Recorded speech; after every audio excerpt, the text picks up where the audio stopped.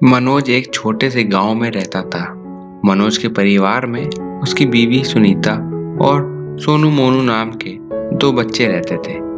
मनोज अंडे बेचने वालों को अंडे सप्लाई करने का काम करता था। मनोज स्वभाव में कामचोर और बहुत ही गुस्से वाला व्यक्ति था, जिस कारण उसकी बीवी सुनीता उसके स्वभाव से हमेशा परेशान रहती थी। कि घर पहुंचने पर उसके बच्चे सोनू मोनू भी डरे सहमे बैठे रहते थे।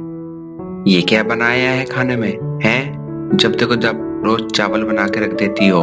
तुम्हारे दिए पैसों से सिर्फ चावल ही आ सकते हैं। पता है सब्जी कितनी महंगी है। मुझे नहीं खाना ये चावल, मेरे लिए ऑमलेट बना के लाओ। सुनीता मनोज से बहस करना सही नहीं समझती है और उसके लिए ऑमलेट बनाकर ले आती है। साथ में सोनू मोनू के लिए भी ऑमलेट बना देती है। वाह माँ, तुमसे टेस्टी ऑमलेट तो इस दुनिया में कोई बना ही नहीं सकता। सच में माँ, ये तो बहुत ही ज्यादा टेस्टी है। बस बस, अपनी माँ को सर पे चढ़ाने की जरूरत नहीं है। सुनीता जो भी करती है मनोज को कभी पसंद नहीं आता। वो छोटी छोटी बातों पर सुनीता पे नाराज हो जाता था। एक दिन की बात है, जब दोपहर में सोनू मोनू स्कूल से आए हुए होते हैं, तभी एक आदमी भागा भागा सुनीता के घर पे आता है। दोस्तों, welcome to our YouTube channel. हमारे वीडियोस को लाइक करिए और चैनल को भी सब्सक्राइब करिए और बेल को ऑल पे सेट कर लीजिए ताकि नेक्स्ट वीडियो आप मिस ना कर पाएं। भाभी, मनोज दुकान से चोरी करके भागा है। उसने मालिक से कर्जा भी ले रखा है। क्या कहा? कर्जा? हे भगवान, न जाने क्या क्या देखना बाकी है। मैं तो बस आपको बताने चला आया था।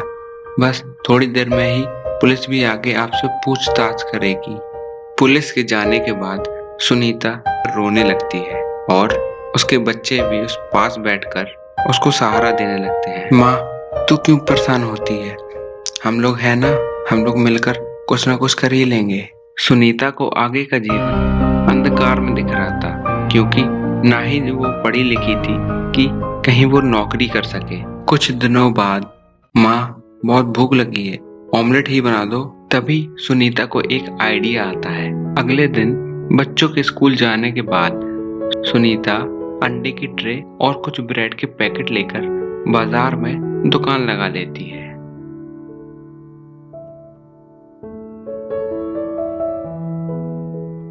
मेरे लिए 2 अंडे का ऑमलेट बना दो।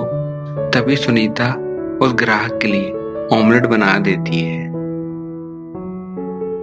वाह, इतनी जगह मैंने ऑमलेट खाया, पर आपसे अच्छा ऑमलेट तो किसी ने नहीं दिया।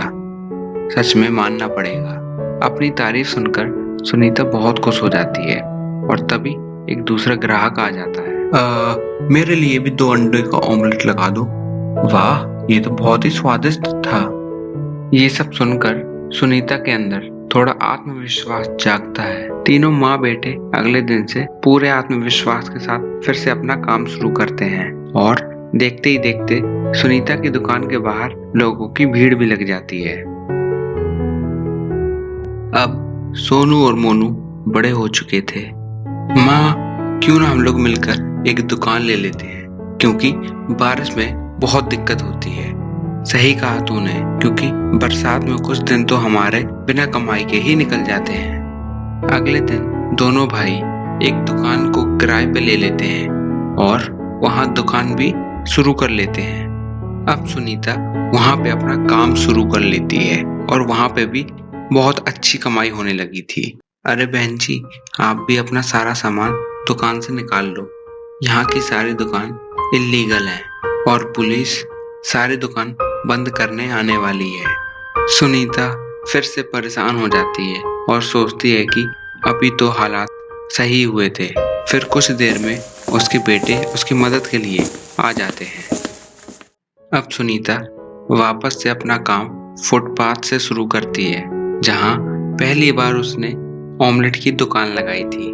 सुनीता को बहुत डर लग रहा था कि वापस से काम शुरू होगा या नहीं, ग्राहक आएंगे या नहीं, पर ऐसा कुछ नहीं होता है। उसके हाथों का जादू लोगों को अपनी ओर खींच ही लाता था और कुछ ही महीनों में सुनीता के हालात बहुत अच्छे हो जाते हैं और तीनों ही माँ बेटे बहुत खुशी खुशी से रहने लगते हैं।